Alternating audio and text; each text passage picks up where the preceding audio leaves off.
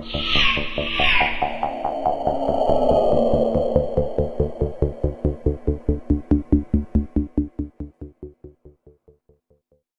boa tarde. Nós estamos hoje iniciando, a atividade do projeto Teleenfermagem com a videoconferência tratamento, atualização em curativos, com a convidada a enfermeira Tatiane Caetano, ela é enfermeira da Prefeitura de Belo Horizonte.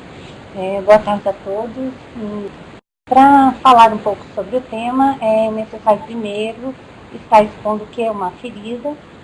E a definição clássica de ferida é toda e qualquer ruptura que ocorre no tecido epitelial, na mucosa ou nos órgãos, podendo atingir desde a epiderme, que é a camada mais superficial da pele, seguindo pela derme e pela hipoderme, até as estruturas que são mais profundas, como as fáscias, os músculos, os ossos, as aponeuroses e até mesmo os órgãos cavitários. As lesões podem ser causadas por fatores que podem ser extrínsecos, externos ao organismo, ou intrínsecos. É necessário falar um pouco sobre a pele, uma vez que a importância da pele é inestimável, A pele é o maior órgão do corpo humano, é uma fronteira ativa entre o organismo e o meio ambiente. Aproximadamente 70% da pele tem em sua constituição a água, 25% de proteínas e praticamente 5% de gordura. E nós sabemos que todas as funções celulares, elas acontecem na presença de água. Então, por isso, a importância extrema da água no processo de cicatrização, bem como das proteínas. Os pacientes com hipoproteinemia, eles vão ter um retardo cicatricial, uma dificuldade no processo de cicatrização das lesões. Então, por isso é tão importante, muitas vezes, lançar mão de exames como proteínas totais e frações, albumina, para que a gente possa ter aí uma visão sobre esses constituintes da pele, no processo de cicatrização, e isso é extremamente importante.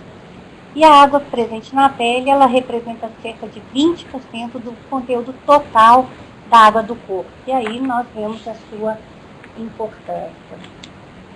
Com relação às camadas da pele, é importante estar descrevendo um pouco sobre a epiderme, a derme e a hipoderme.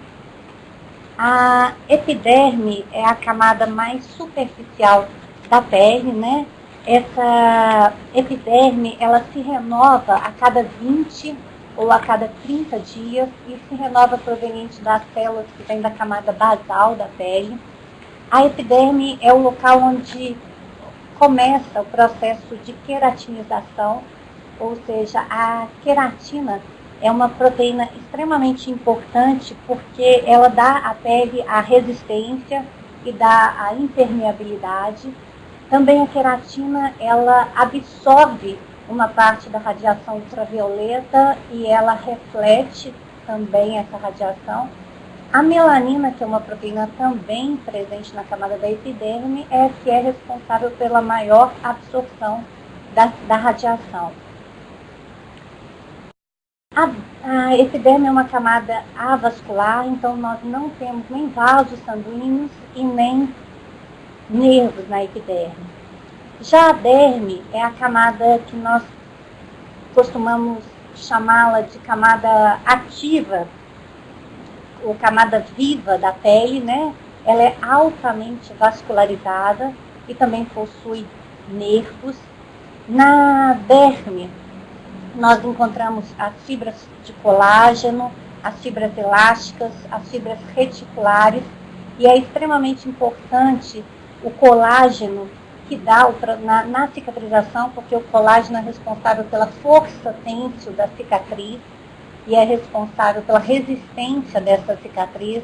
Então, essa proteína está presente na derme, além de encontrarmos na derme os folículos pilosos e as glândulas sebáceas.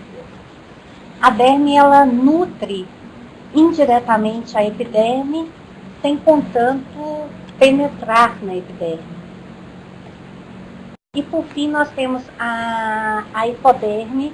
A função da hipoderme é acumular gordura e nesse processo ela protege a pele das adversidades ambientais. Ela acumula tanto gordura quanto umidade para proteger a pele das adversidades ambientais. Então nós temos inúmeras funções que a pele exerce, como órgão excretor, né, excreta o suor, como órgão secretor, a secreção das glândulas sebáceas, sudoríparas. Como órgão termorregulador, a pele exerce a função de regular a temperatura corporal. Como órgão respiratório, então as trocas de oxigênio e gás carbônico podem ser feitas através dela. Órgão de contato, porque nós nos comunicamos com o nosso meio externo através da pele e principalmente como órgão de defesa. Né? A pele exerce uma função de defesa contra vírus, contra bactérias, contra fungos, defesas químicas, contra traumas. Os folículos pilosos exercem uma função de defesa contra o frio aí, e até o calor. Então são todas essas funções da pele extremamente importantes para estarem sendo avaliadas no nosso processo de cicatrização. O processo de cicatrização, nós sabemos que a cicatrização ela é um processo sistêmico, né? E a terapia que eu vou lançar mão, a cobertura, o tratamento, ele pode ser um fator que pode tanto colaborar quanto prejudicar o trabalho do organismo. E aí, os princípios da cicatrização, nós temos que são manter o leito da ferida úmido. Eu acredito que seja um dos princípios fundamentais no processo de cicatrização de lesões cutâneas, porque a umidade é extremamente importante, porque ela favorece o deslizamento das células epiteliais, que deslizam do centro para as bordas, para promover o processo de epitelização. Absorver o excesso de exudato, porque o exudato em excesso, ele pode macerar as bordas da ferida, e isso vai interferir diretamente na perfusão tecidual, o que vai retardar o processo de cicatrização.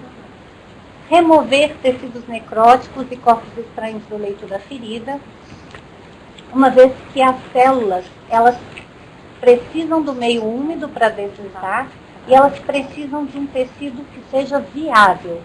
Então, o tecido necrótico tem sempre que ser removido. Posteriormente, falaremos sobre os tipos de deslizamento. Identificar e eliminar processos infecciosos, porque as bactérias, elas acabam competindo com as células de cicatrização por oxigênio, por nutrientes, e isso faz com que haja um retardo no processo de cicatrização. Obliterar espaços mortos, porque se eu tenho uma lesão cavitária, eu tenho grande possibilidade dessa cavidade poder ser preenchida com sangue ou com exudato e virar um meio de cultura para bactérias. Então, toda cavidade, todo espaço morto deve ser preenchido, seja com uma cobertura como o alginato, uma espuma, um hidrocolóide em grânulos, ou até mesmo com gases, né? O importante é estar preenchendo todo esse espaço. Promover o isolamento térmico, vamos falar a seguir sobre isso, e proteger a ferida de traumas e da invasão bacteriana. Então, o início do processo de cicatrização, ele começa com uma limpeza adequada da ferida. Neste sentido, nós devemos lançar mão, sempre que possível, de soluções que sejam preferencialmente aquecidas, né? Uma temperatura de 37 graus, ela é uma temperatura que é capaz de estimular a mitose. E é importante salientar que a cada troca de curativo, o organismo ele demora cerca de 40 minutos para retornar à temperatura ideal e cerca de 3 horas para iniciar o processo de mitose. A mitose, então, é a replicação das células para que comece o processo de epitelização, de cicatrização. Então, por isso é tão importante, sempre que possível, estar utilizando soluções aquecidas. É importante minimizar os traumas mecânicos, né, ou traumas químicos. Nesse sentido, nas feridas granuladas e nas feridas limpas, a Agency for Healthcare Policy and Research, que é a agência, né, de políticas de saúde e pesquisa, nesse sentido, ela preconiza que haja uma irrigação suave, para que essa irrigação não danifique o tecido que está sendo formado, o tecido neoformado. E aí, nós estamos sempre pensando em que tipo de jato, né? Poderia estar usando uma seringa de 20 ml com a agulha 40 por 12, que daria um jato para remoção de debris, de corpos estranhos. É importante estar salientando que à medida que essa ferida vai cronificando, nós temos uma diminuição na eficácia da irrigação, uma vez que essas bactérias elas vão se alojando mais profundamente nos tecidos, e nesses casos nós temos sempre que considerar o uso de medidas mais agressivas, como o desbridamento, que poderá de várias formas, nós vamos falar adiante, e a antibioticoterapia sempre que for necessário. Eu achei importante falar sobre o contínuo bacteriano, porque existe sempre uma dúvida com relação à lesão colonizada ou contaminada, e isso é importante de estar ciente. Toda ferida colonizada ou contaminada, nós não temos atraso no processo de cicatrização. No entanto, se essa ferida estiver criticamente colonizada ou se essa ferida estiver infectada, nós vamos ter um retardo no processo cicatricial. Essa ferida criticamente colonizada é quando eu tenho a presença de bactérias na superfície da ferida, mas sem aqueles sinais clínicos padrão, né, da infecção, que é o calor, o rubor, o tumor, a dor. E nesse sentido, muitas vezes eu tenho um atraso da cicatrização justamente por aqueles fatores que eu citei anteriormente, a competição bacteriana com as células de cicatrização por oxigênio, por nutriente. As bactérias também produzem toxinas, produzem mediadores inflamatórios, citocinas, que retardam a cicatrização. O que é importante nós sabermos é que muitas vezes, frequentemente, o único sinal de colonização crítica pode ser o estado de não cicatrização da ferida. Eu coloquei essa foto ao lado para mostrar que é uma ferida que não tem os sinais clínicos que são padrão do processo de cicatrização, mas que estava criticamente colonizada. Então, isso é muito importante na prática diária, nós atentarmos para aquelas feridas que estão há muitos anos ou há meses sem nenhuma melhora na cicatrização. Para lembrar, então, as células só se movimentam sobre tecidos viáveis e elas sempre necessitam de um ambiente úmido para deslizar. Para isso é extremamente importante o desbridamento, pois tecido necrótico e cicatrização, eles nunca ocupam o mesmo lugar ao mesmo tempo. Então, toda ferida com tecido necrótico tem que ser desbridada, seja qual for o tipo de desbridamento que você vá lançar mão, ele tem que ser feito. Então, vamos falar um pouco sobre cada um dos tipos de desbridamento. O autolítico é um tipo de desbridamento que o organismo utiliza de seus próprios leucócitos, né, suas próprias enzimas para degradar o tecido necrótico. É um tipo de desbridamento lento, mas extremamente confortável para o paciente. Ele tem necessidade de meio úmido. Ele é um desbridamento que não é invasivo e é um desbridamento seletivo. Ou seja, nesse tipo de desbridamento, a cobertura, a pomada, ela age diretamente sobre o tecido necrótico, não tendo ação sobre o tecido de granulação. Então, isso é uma vantagem do desbridamento autolítico. O desbridamento químico ou enzimático é sempre que o organismo utiliza as enzimas proteolíticas, né, que vão estimular a degradação do tecido necrótico. Esse tipo de desbridamento também é um tipo de desbridamento seletivo. Nesse caso, quando eu uso a colagenase, quando eu uso a fibrase, quando eu uso a papaina, eu estou lançando mão de desbridamento químico ou enzimático. Então, ele é seletivo e ele é um desbridamento não invasivo, pouco agressivo e também necessita do meio úmido para que ele ocorra.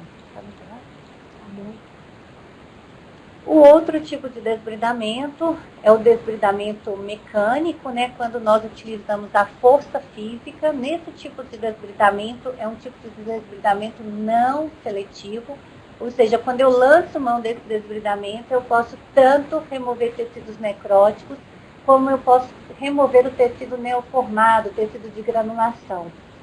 Então, quando eu faço fricção com gases, com esponja, ou quando eu removo gases secas do leito da ferida, ainda que seja sem ter a intenção, eu muitas vezes posso estar fazendo um desbridamento mecânico e algumas vezes eu posso interferir na cicatrização da lesão. O outro tipo de desbridamento é o desbridamento cirúrgico, né? É um desbridamento realizado com instrumental cirúrgico, seja tesoura, lâmina de bisturi.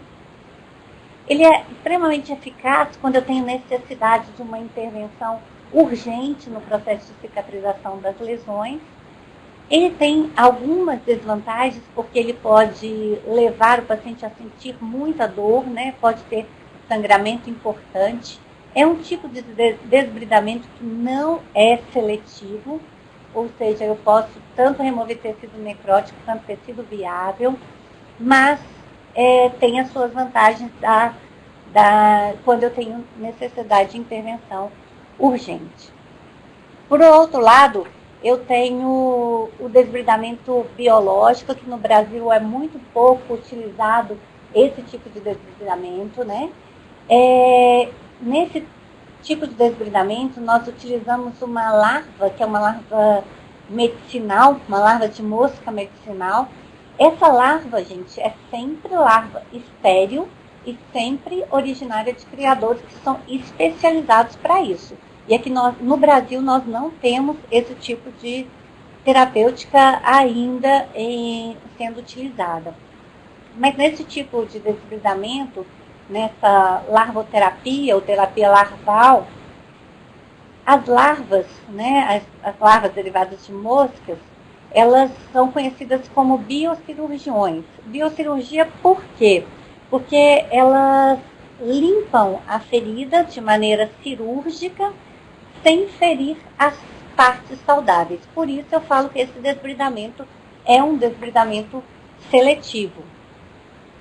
E ele é indicado para tratamento de feridas com formação de tecido necrótico fibrinoso, extremamente contraindicado quando eu tenho uma abertura, quando tem uma lesão com uma ferida aberta. Isso é extremamente importante de estar relatando, né?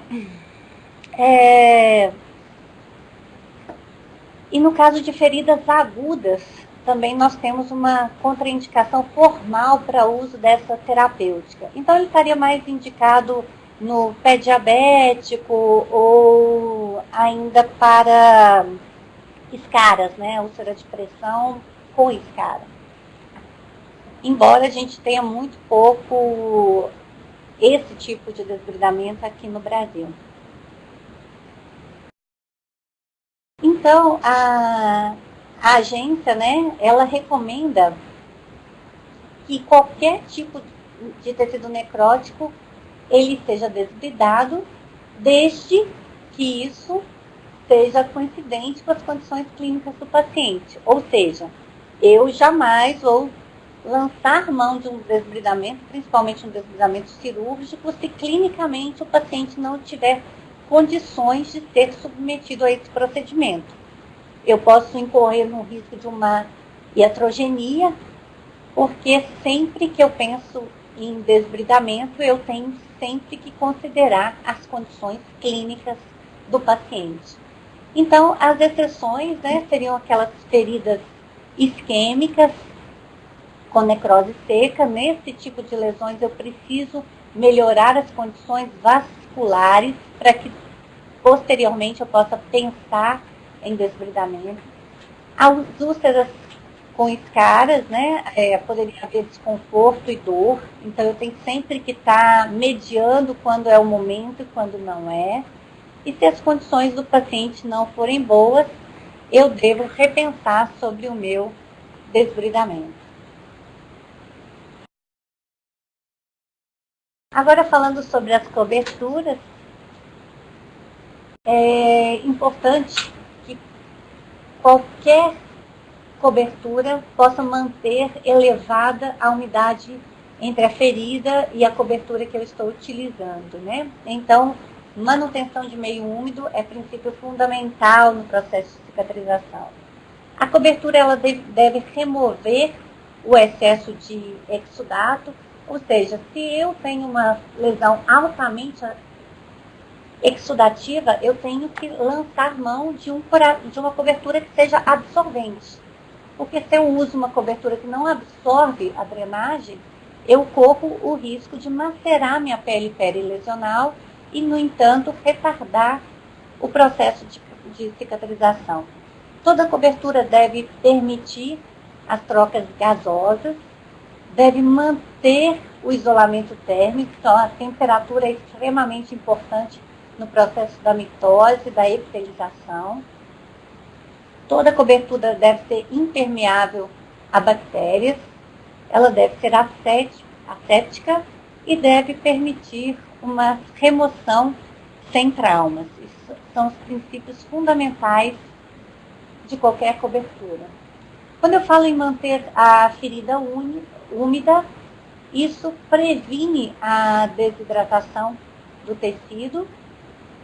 Se previne a desidratação, vai prevenir a morte celular. Então, relembrando que todas as funções celulares acontecem em meio à água. Elas necessitam da água para acontecer, necessitam de um ambiente úmido. Ambiente úmido acelera a angiogênese, né, a formação de vasos sanguíneos, acelera a fibrinólise, né, a quebra da fibrina, do tecido necrótico. A ferida úmida, né, mantendo-se úmida, ela facilita o desbridamento autolítico, ela ajuda na redução da dor. Quando eu lanço mão de coberturas como, por exemplo, o hidrocoloide, ele protege as terminações nervosas e o que causa dor é o ressecamento dessas terminações nervosas. Se protegermos essas terminações, nós temos um alívio importante da dor. A umidade ela permite também a repitelização das feridas, né, que acontece mais em meio úmido. E aí hoje nós temos disponível no mercado mais de 400 tipos diferentes de cobertura. E eu selecionei algumas coberturas que eu achei que são importantes para nós estarmos falando sobre elas. Em primeiro lugar, um pele conhecido nosso, né, o hidrocolóide. O hidrocolóide é uma cobertura que é indicada para feridas com pequena a moderado grau de exsudação, para queimaduras de segundo grau, né?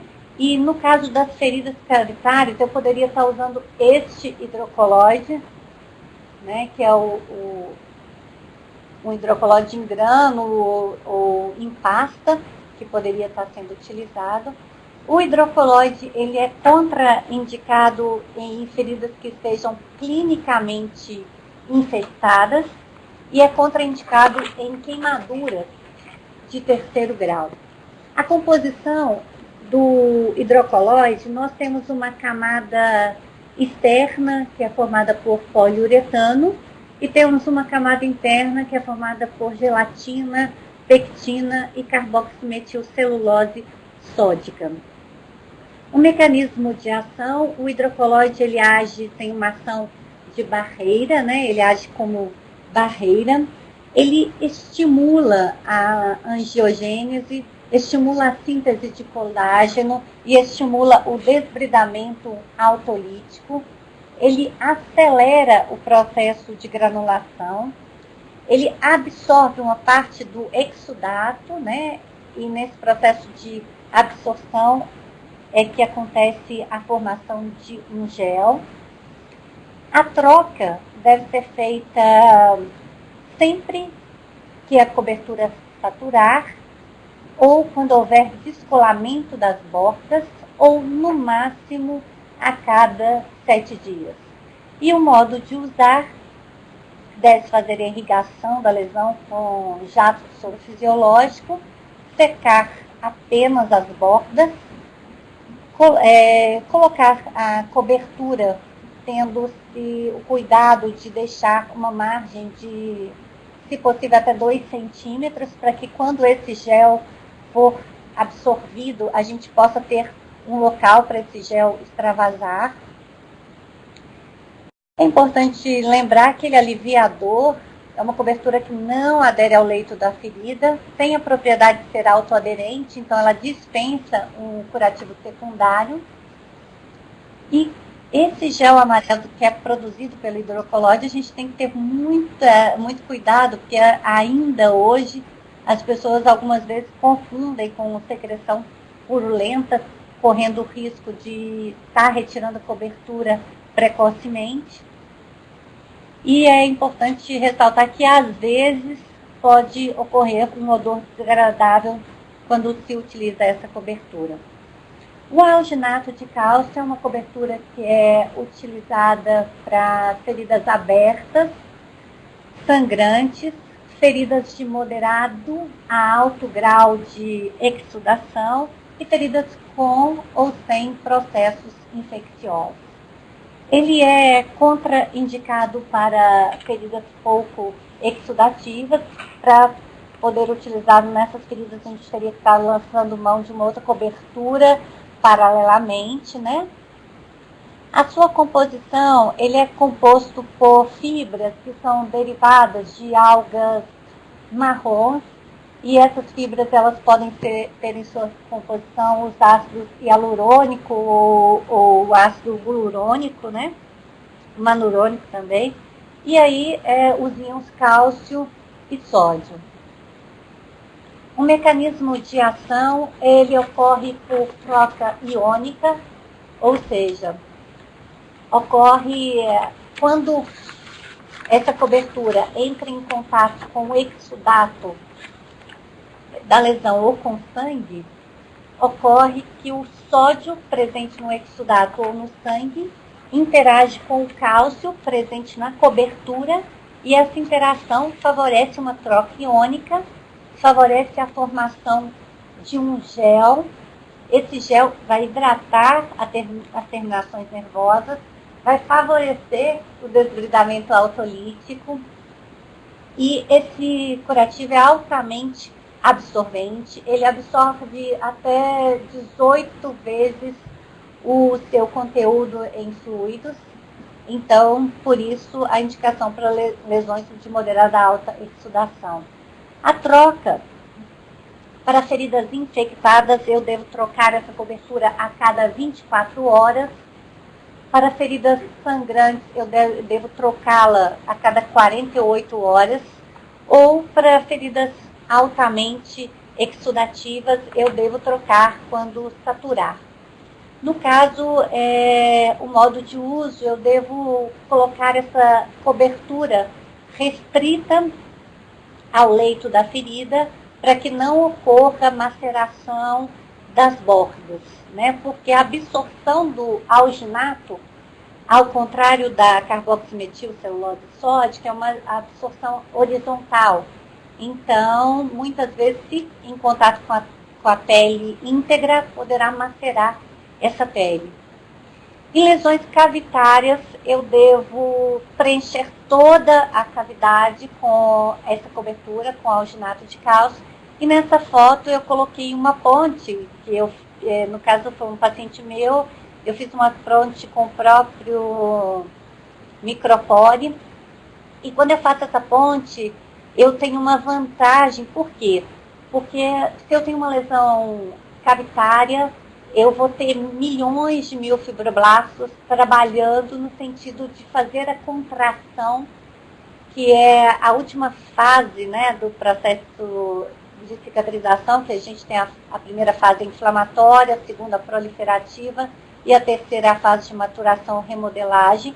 Então, nessa terceira fase, a ferida se contrai para que ocorra, então, o fechamento da mesma. Se eu faço essa aproximação mecanicamente utilizando o micropore, eu tenho uma diminuição de número de miofibroblastos agindo nessa lesão. Com isso, eu tenho menos riscos de ter alterações como, posteriormente, as aderências, as contraturas.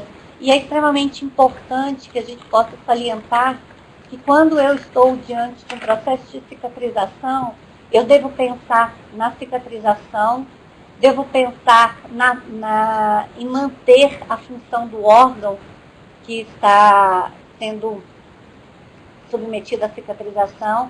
Eu tenho que pensar na parte estética do paciente, porque tudo isso são fatores extremamente importantes no processo de cicatrização de lesões. Então, dependendo do fabricante, do alginato, há necessidade de se umedecer essa cobertura com soro fisiológico. Com relação ao carvão ativado, nós temos a indicação para feridas que são infectadas, né, lesões infectadas ou não, para as deiscências cirúrgicas, para as úlceras fúngicas ou as neoplásicas, né? E aquelas lesões que tenham quantidade de drenagem de moderado a intenso. E é contraindicada em feridas secas, recobertas por escaras e também em queimaduras de maneira geral, está contraindicado o uso do carvão ativado. A composição dessa cobertura, ele é composto por uma cobertura de contato de baixa aderência, um rayon, impregnado no seu interior por carvão ativado com prata, né? E o mecanismo de ação, essa cobertura faz a dissorção do exudato da lesão. Quando ela dissolve esse exudato, ela dissolve também as bactérias, e essas bactérias ficam presas na fibra dessa cobertura, e a prata presente no carvão ativado, ela tem a ação bactericida e o carvão tem a ação desodorizante. Então, para lesões que são com odor fétido, a cobertura é muito bem indicada, né? A troca dessa cobertura no início deve ser feita a cada 48 ou 72 horas, pelo menos durante o início de processos infecciosos, e posteriormente ela pode ser feita até com 5 dias.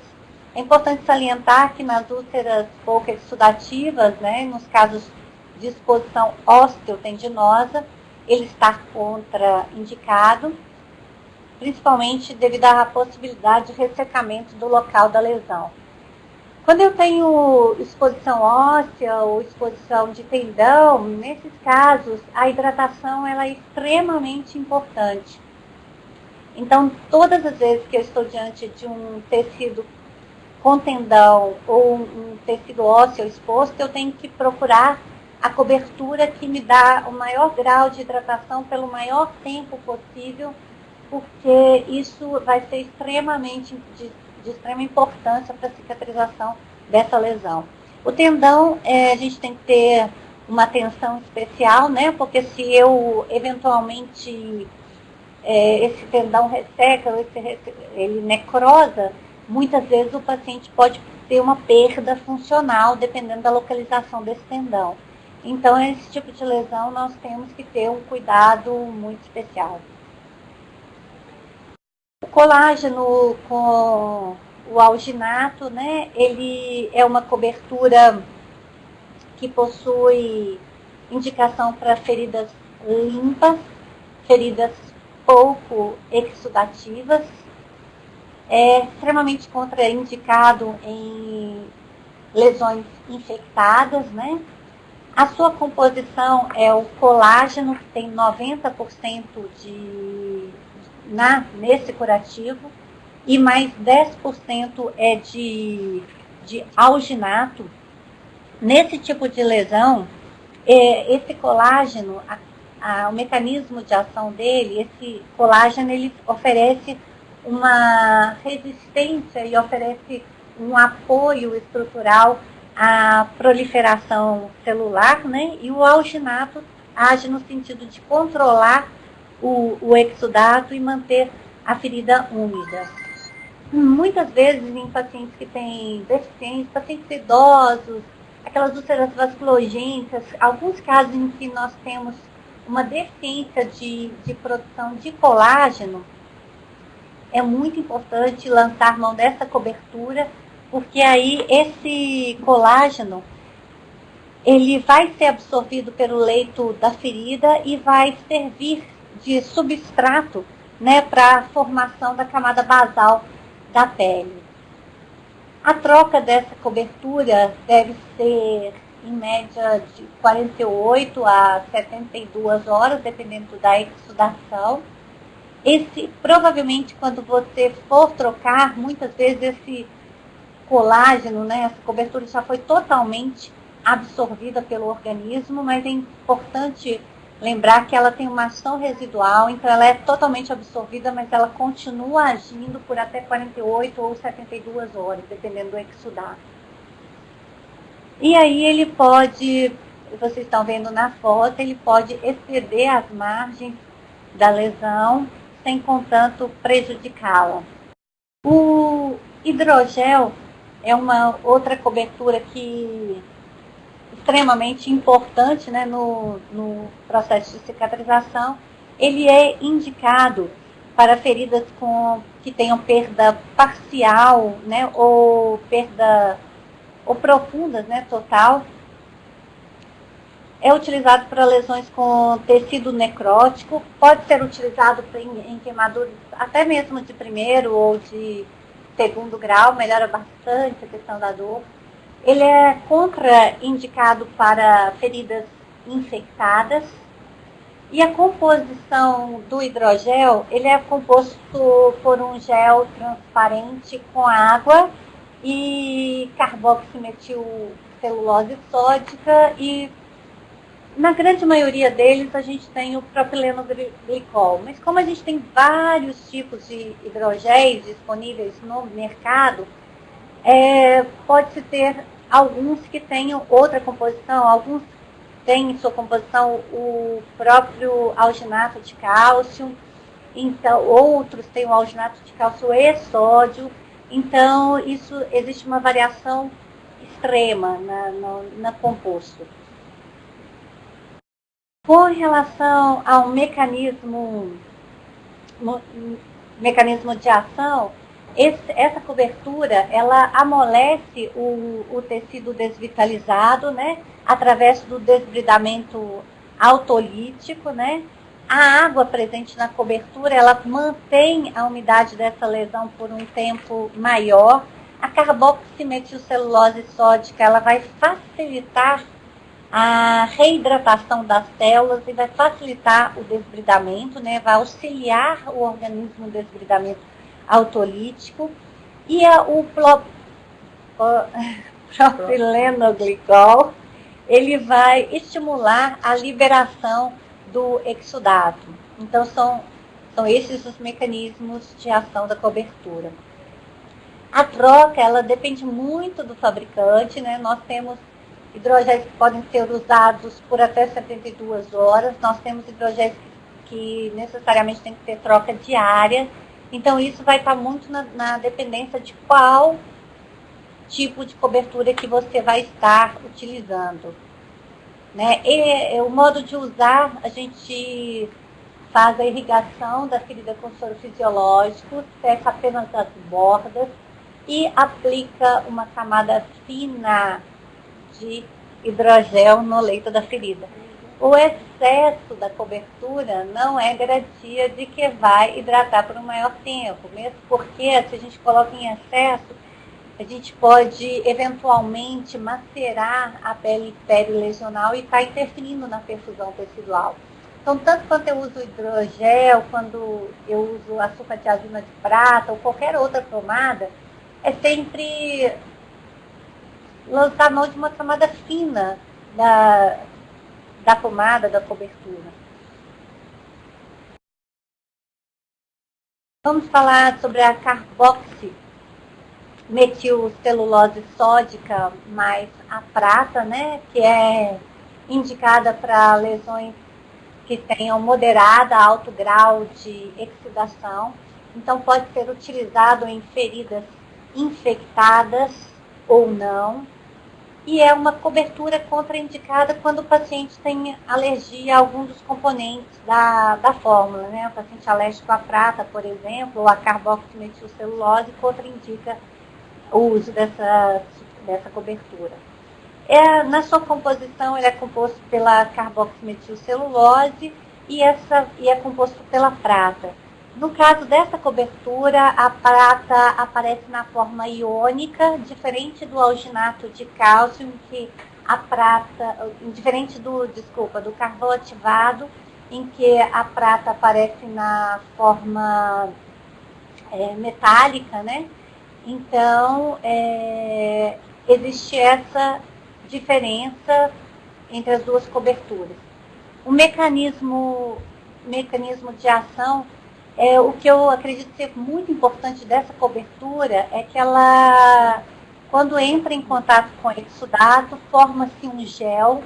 Esse gel é coeso, esse gel tem uma alta capacidade de absorção, ele absorve até 25 vezes o peso dessa cobertura em fluidos, então é das coberturas mais absorventes que nós temos hoje. E também essa cobertura faz absorção tanto horizontal quanto vertical.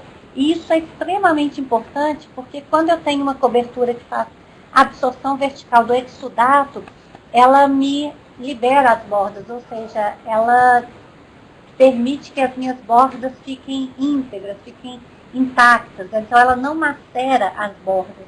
E acredito que isso é extremamente importante no processo de cicatrização. A troca deve ser quando o curativo saturar ou até 5 dias, podendo ficar até 7 dias, né, dependendo do exudato dessa lesão.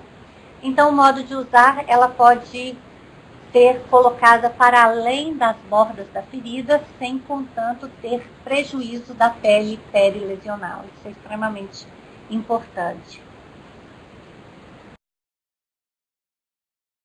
Então, esse curativo, ele absorve até 25 vezes o seu peso em fluidos e ele propicia uma remoção não traumática. E, por fim, nós vamos falar da bota de Unna. A bota de Unna é uma cobertura que é indicada para úlceras venosas, né, e para pacientes com edema linfático. contraindicada, extremamente contraindicada em úlceras mistas, né, em úlceras arteriais, em úlceras vasculogênicas. Então, todas essas úlceras são contraindicadas o uso da bota de Una. A bota de Una tem em sua composição o óxido de zinco, a gelatina, a pectina, e o mecanismo de ação, a ação da bota de Una, é extremamente importante estar falando um pouco sobre isso, porque tem que ter um cuidado tanto na colocação dessa cobertura, né, que deve ser feita apenas por profissionais que tenham habilidade, que estejam treinados para executar essa técnica. O mecanismo de ação, então, dessa cobertura, ele age fazendo...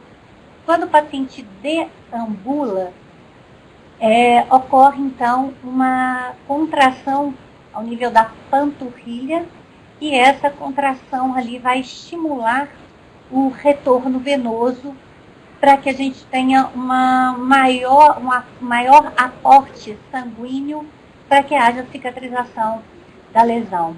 Então, esse tipo de cobertura, ela age com o paciente, nós devemos indicá-la para pacientes que deambulam.